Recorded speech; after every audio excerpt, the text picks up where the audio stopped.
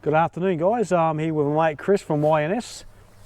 Just do a bit of a review, a bit of a rig rundown on his 200 series. I'll hand it over to him. Thanks, mate, and thanks for giving us the opportunity to come onto your channel. And it's always good when YouTubers alike can come together and collaborate like this and share knowledge and information with each other and viewers. So firstly, thanks for having us on.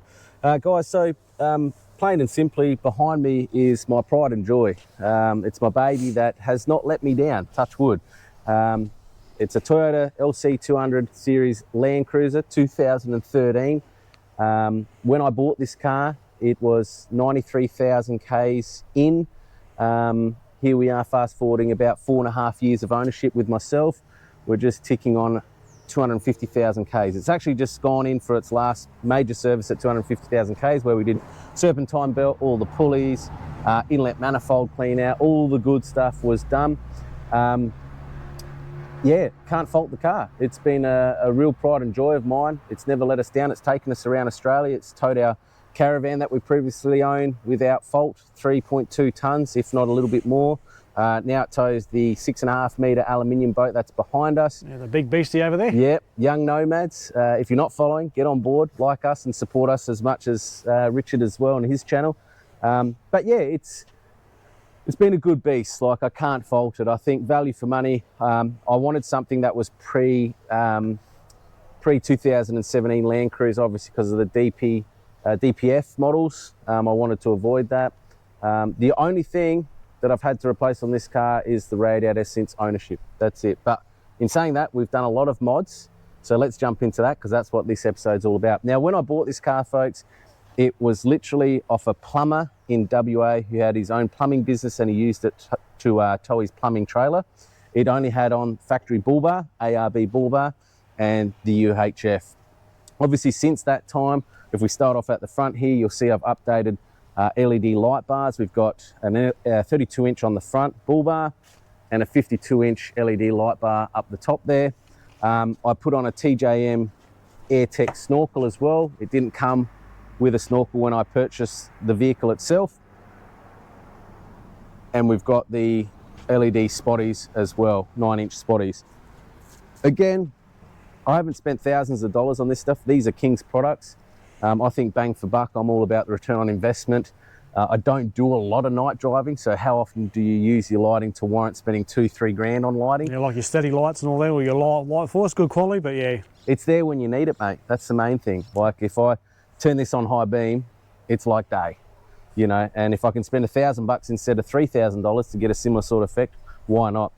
We've got a 12,000 pound Dyna rope King's winch on the front there as well, Dominator winch. So I've put that on because it didn't come with that. Again, you know, I could spend $1,000, $1,500 on a winch, but you know, I've probably used it 6 times in the time that I've owned this car. Has it helped me out, got me out of trouble? Yes, it has, every time. Even if I haven't used it for 12 months plus, when I've needed it, it's activated, it's powered, it's there, it's helped me out. We've put on a few recovery points underneath, obviously, for recovery purposes and safety. We've also upgraded the UHF inside the cab, which we'll get into in a moment. We'll show you what UHF I'm running internally. A lot of questions I get is, what is the second antenna, Chris? So the blue one is the UHF antenna. That was an aerial, that was a specialty product ARB released in that color, and it just coincidentally is a very similar color to my YNS Young Nomads branding. So straight away, as soon as I seen it, I've got to have that. The other one is the Selfie Go mobile booster that we've got in the car. So that's the antenna that boosts the Selfie that's mounted inside the car. And obviously it just helps boost your signal. Now, I just want to be very clear.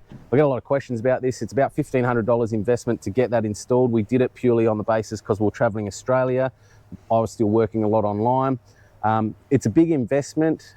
Did it help the cause? You still have to be in reception range regardless. So it's not going to help you if you're out of coverage. It's not going to miraculously generate coverage Just helps for you. boost the signal. It'll just give you an extra bar or two. So if you're getting 3G 1 bar, it might give you 3G 3 bars. If you're getting just on, you know, 4G at best, it might give you 4G 2 bars. So it will boost the existing signal that's in the air for you. But that's pretty much it on the front here, mate. She's sexy. Well, I shouldn't say she. his official name is Sherman. So he's The sexy. Shermanator. The Shermanator. He's sexy. He's a beast. I love him. And I tell you what, mate, still to this day, after 4.5 years of proud ownership, I jump in this car. I took it for a drive today. I was going to clean it, so apologies, guys. I didn't clean it today because the weather gods are not on our side, and she's just had a service. There's a bit of grease, but he's well used and well loved. And I still smile like a Cheshire cat from ear to ear when I get in this car every time to drive it. There's something special about it. Anyway, let's take you on the tour from the side, through the sides to the backs, and show you everything about Sherman now. Let's do it. Cool. All right, so under the bonnet, well, the LC200, there's not much you really need to do. 4.5 litre twin turbo, V8 diesel. V8 diesel glory. You know, I think there's stock standards over 600 newton meters of torque. Obviously having it remapped, retuned, we're over 900 newton meters of torque here. But I've just done, again, it's all about sustainability, longevity. So we've put in a catch can, I've put in a secondary fuel filter as well. Couple of thermo fans that you can see on top there. Yep. Secondary fuel filters over there as well. And catch cans over here. Yep.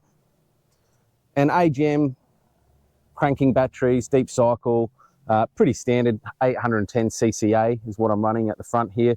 I have upgraded at the back. You'll see shortly we've got 200 amp hours of lithium battery at the back there. So this is just purely for cranking.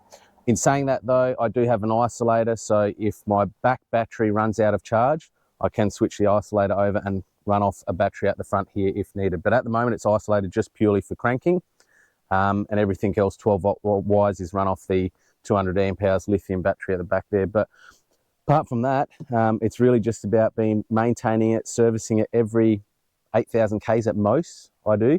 When I service it, I replace not just the oil, but I replace all filters. So oil and fuel filters every 8,000 Ks. Because these things, as you know, with diesels, mate, the more you look after and love them, the more they'll love you in return. You do 100 Ks on oil 30. Correct, yeah.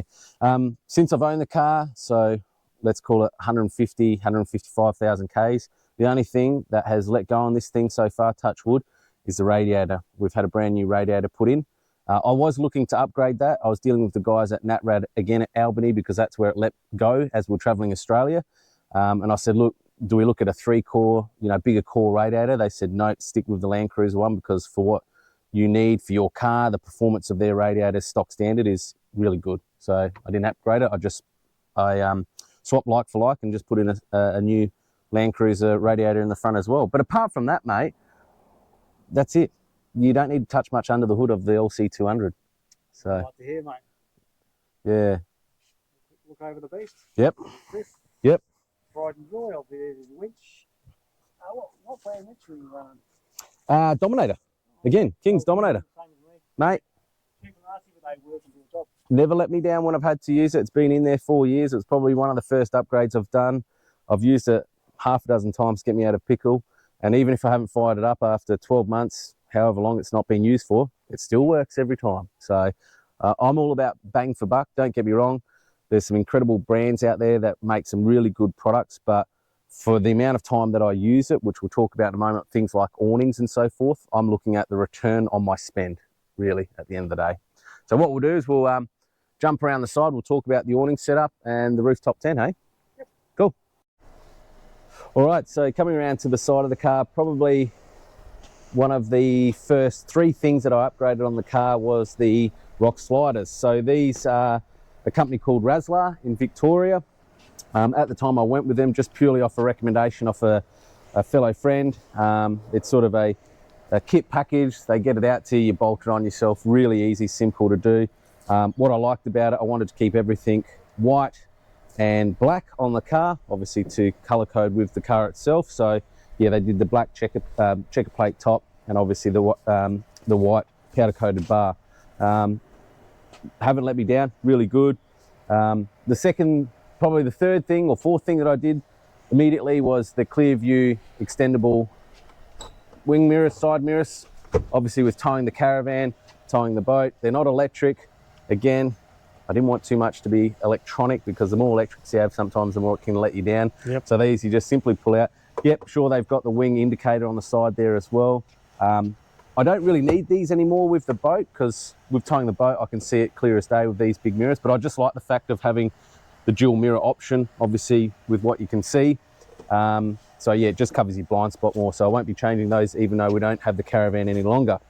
Then I put on the 17-inch ROH Vapor rims. Now these tyres that I've got on there at the moment are the Maxxis Razor ATs 285 75 17s, I think they are. Where are we? Yep, 285 70s 17, sorry. I've recently changed tyres actually. This is the first time I've gone with the Maxxis Razor ATs. Before that I was Toyo through and through, because when I first got my first set of Toyo probably about 3 years ago, it was about 280 bucks a tyre. Fast forward to today, they're about 440 bucks a tyre now, so the prices have gone up drastically. Yeah, no, you're not wrong. They do bait the market to get the interest there. They obviously got me there, but now from I guess, like I said before, I'm about spending money wisely and getting a good return for the quality of product you're getting, not so much just the name tag or the brand. So far, so good. I'm probably 3,000 Ks into these tyres and really, really happy. I'm actually wearing good and got decent grip. Wearing good. They're actually quieter than the Toyos so far, but again, you probably don't know the wear until you sort of get 50,000 Ks into them, how they're starting to sound there afterwards. But so far, the first 5,000 Ks or less on these tyres, I'm really happy with them.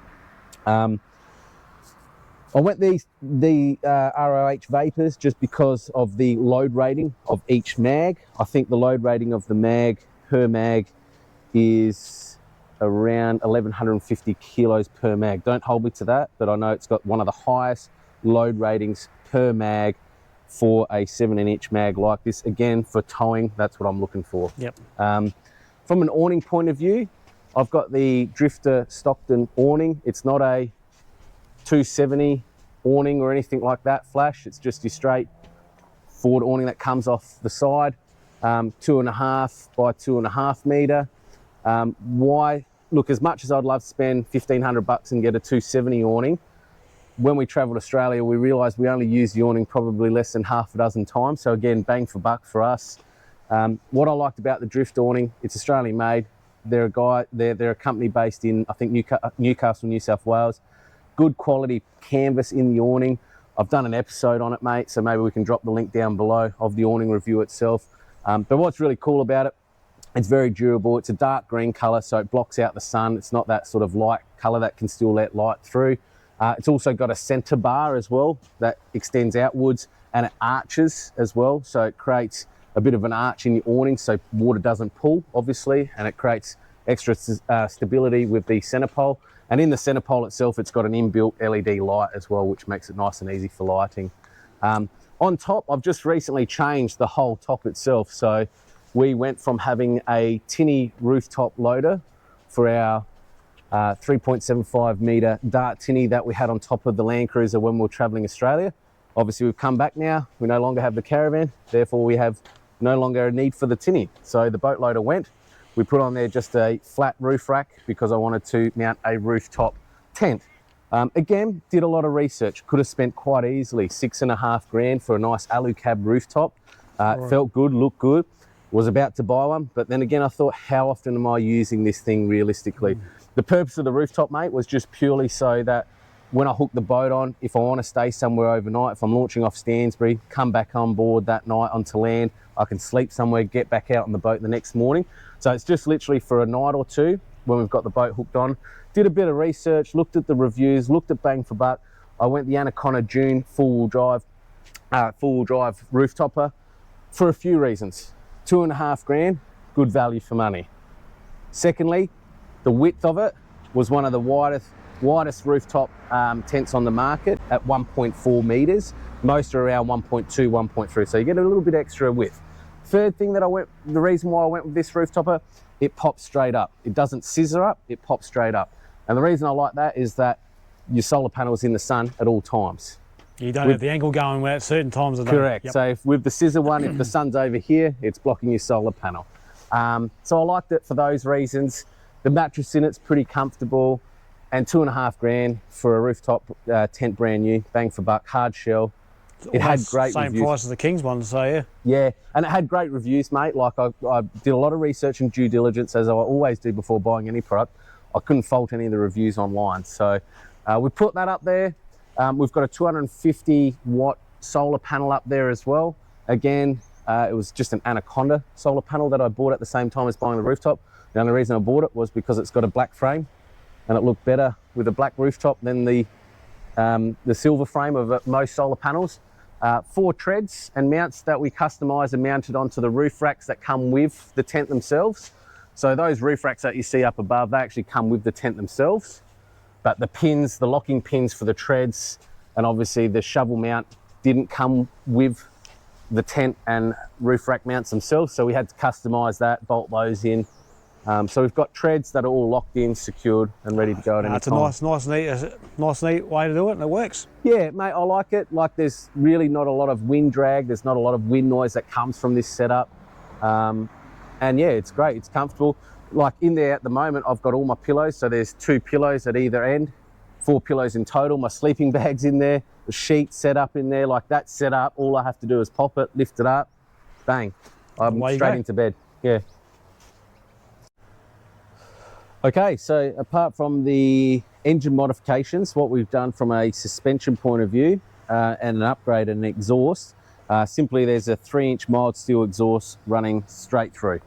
Kept it really simple. Again, could have gone stainless, could have gone 4-inch, could have upgraded, but that was what suited the car at the time. It's affordable, 4.5 years in, that exhaust, no holes, no issues, still going strong. Lovell suspension, 2-inch lift is what I've gone. I have got heavier rated springs in the back. So the standard springs, I think you can get the heaviest rated is about 450 kilo rating. These are 650 kilo rated rear springs. Apparently, they're not on the retail shelf, but Lovell's use them in the Staff Force Land Cruiser cars for the police force. So yeah, I said, how do I get my hands on those? Because towing 3.5 ton thereabouts at any given time. A lot of people ask me, how does it ride? To be honest, I originally put 450 kilo rated springs in the back. When I did that, I had my toy hauler at the time for Yellowtail with the quad and all that. It sagged a little bit. I said to my mechanic at the time, get those out, put the 650 kilo rated in. Let's see how it handles. It didn't dip, it didn't drop at all. And the ride was no different between the 450 kilo rated to the 650 kilo rated springs. So highly recommend it. But yeah, that's what we're running from an exhaust and suspension point of view. Cool. Oh. All right, so just on the other side of the car, just wanted to show you a little sneaky peeky of something that I've done. So I've got another awning that people would see this as a King's awning, 2.5 by 2.5 meter again. However, this is actually not an awning. It's an old awning that unfortunately the West Coast Yellowtail trip that we do got the better of this awning on that trip. So it actually ripped out the whole awning. So what I do now, guys, is I pretty much store my fishing rods in here. So yeah, I just like it because the rods are safely tucked away, they're secured. I've drilled some holes in the zip so you can actually padlock it as well, so it's safe and secure if you're leaving the car overnight.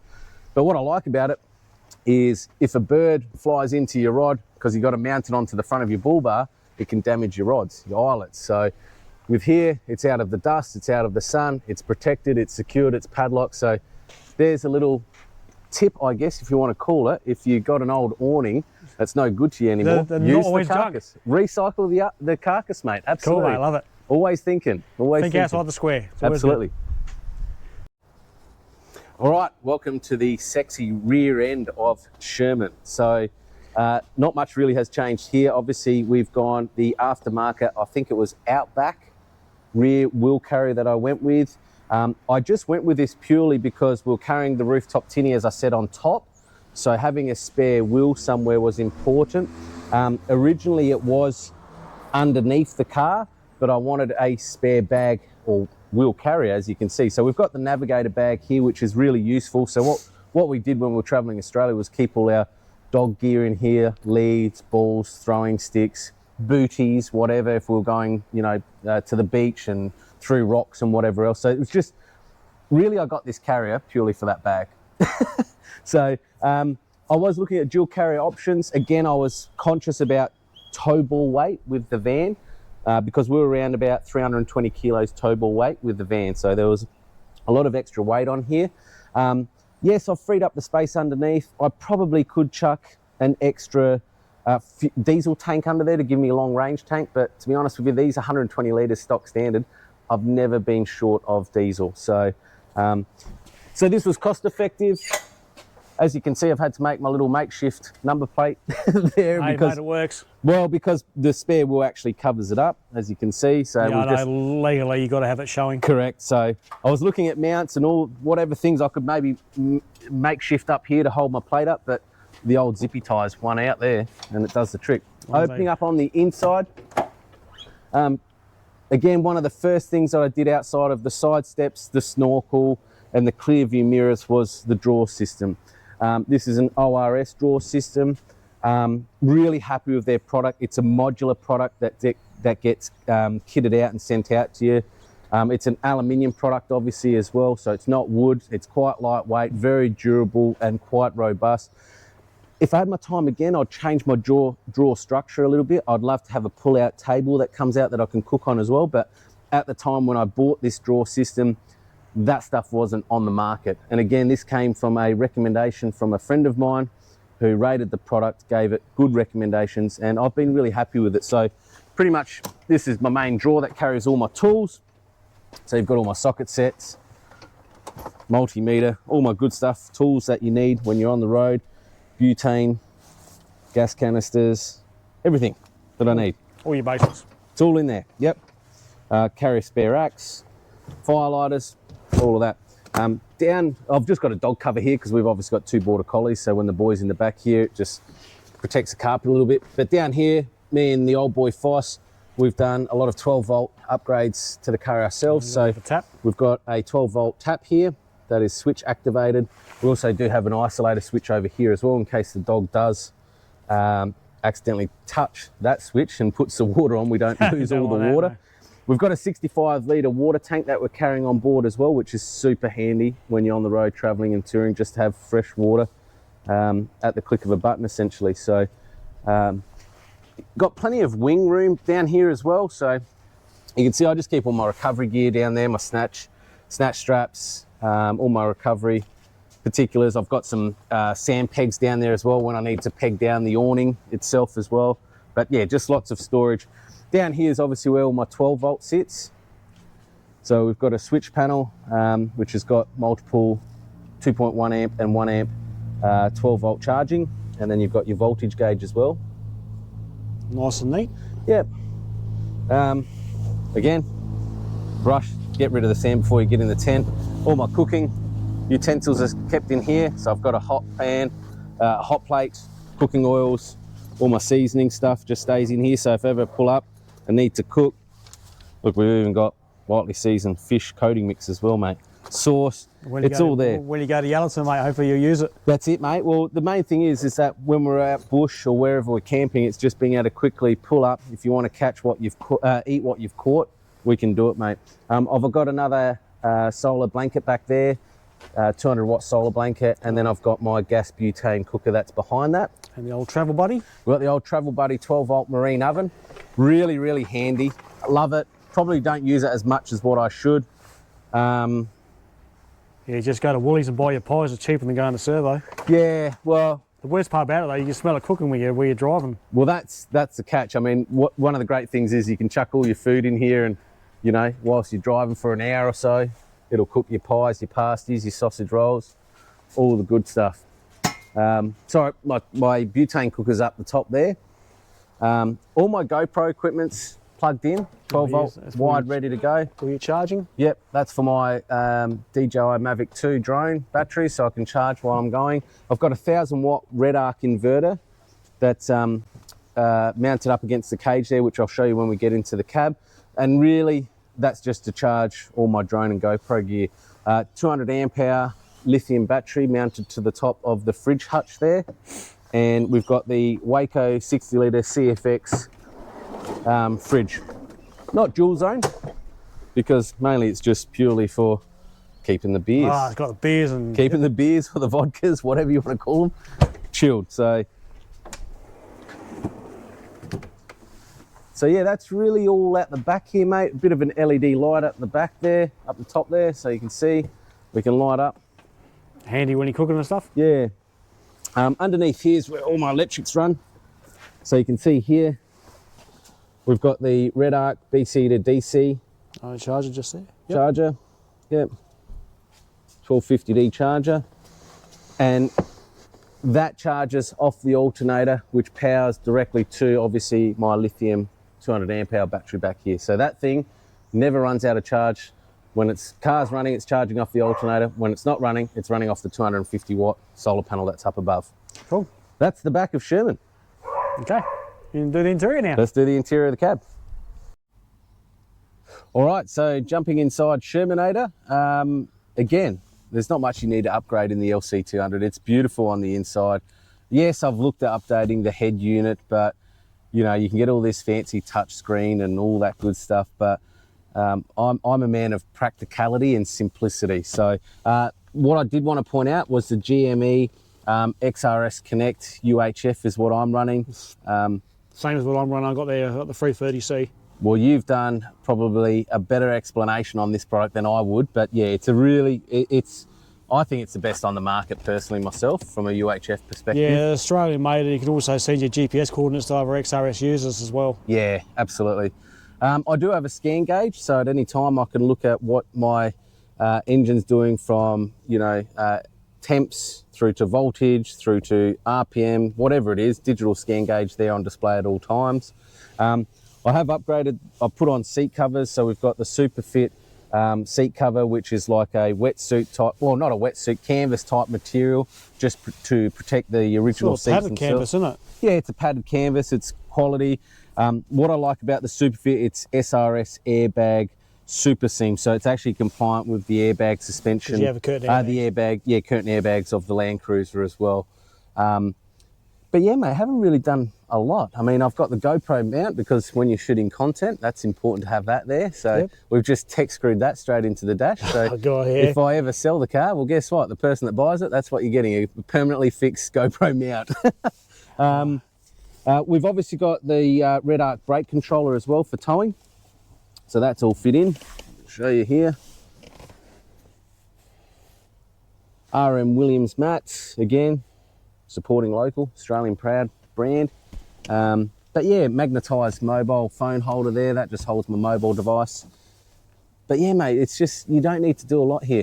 One of the best designs, just shoot around the back there, have a look at the top there, holding our hats, the old lackey bands. So if you ever need to get rid of your hats, you know, or you need to store them somewhere safely and securely. The old hockey straps, mate? The old hockey straps, mate, that holds up the hats there. So if we go out bush, we've always got our hats at the ready to go. And obviously I've got my GoPro head mounts on the side there as well, strapped in. Yep, just out there. You've got a cargo barrier in the back too? Yeah, I've got a cargo barrier, 65 litre water tank sits between the seats and that cargo barrier. And you can probably see to your right there, mate, the red 1000 watt Red Arc inverter as well is just mounted to the cargo barrier itself. But apart from that, we've got an MSA organiser, which obviously for kids is useful. But really nothing else apart from that from the inside. It's just comfortable, mate. You know, it's practical, it's comfortable. We've travelled Australia with 2 adults, our daughter Demi, who was 12 at the time. Charlie would sit there, Max would be at the back. We're always comfortable in here. It was our home on the road. Home on wheels. Home on wheels, yeah. So very much same as what my car is. Exactly, mate, exactly. So, all right, well, shall we jump out the front and wrap up this EP and talk? Shall we do that? Let's do it. Thanks, guys. See you, mate. All right, guys, I hope you enjoyed Chris's 200 series walk around and rundown. I'll pass it over to him just to wrap it up. Yeah, thanks, mate. I appreciate the opportunity to share Shermanator. There's probably something that I've forgotten. You know, after 4.5 years, we were just saying before, it seems like you spend more than what we've probably showed and shared. But if you've got any questions, folks, just drop them in the comments below. Richard will get back to you, obviously. And yeah, I'm still in love with Shermanator today as I was 4.5 years ago when I first picked him up. And it's not a lifestyle, it's a passion as well. It is. And it's not so much that, it's the experiences that it's taken us on that, you know, it sticks with you for life, the memories. Places you can't get with a normal Commodore. Just want to, cruise out the little full drive spots and get some fishing spots too. Spot on, mate. Well, it's the memories, you know, that stay with you forever. And family as well. This car has, I couldn't put a dollar value on what it's worth for the memories this car has helped us create. So thanks for joining us, guys, on this EP, and we were just saying maybe the next EP, when we collaborate again, we can take everybody on Arnold, which is the aluminium boat behind us. Which you can see. We can do maybe a rig rundown on Arnold in the upcoming episode. Cool, no worries. Well, thanks guys. Hope you enjoy. Any comments or suggestions, or you want to know anything more about the car, just leave them in the comments and I'll get back to you. Thanks guys. Thanks, Bye. legends. Bye. Cheers. Bye for now.